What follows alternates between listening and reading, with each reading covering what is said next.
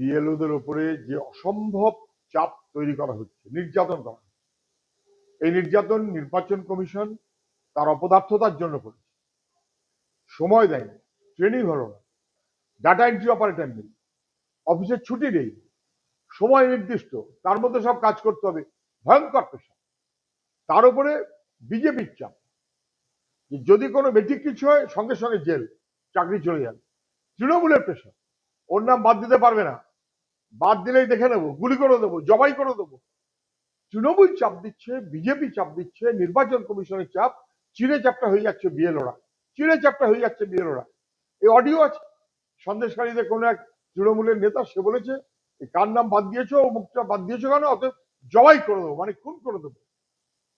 তারপর এসব হওয়ার পর পুলিশ একাত্র জায়গাতে নাড়াচাড়া করছে, কিন্তু গোটা রাজ্য জুড়ে বিএলওদের উপরে যে অসম্ভব চাপ তৃণমূল বিজেপি তৈরি করেছে, এর ভিত্তি হচ্ছে তার মতন ব্যবস্থা করে দিয়েছে নির্বাচন কমিশন প্রস্তুতি ছাড়া এই এসআইআর এর ব্যবস্থা।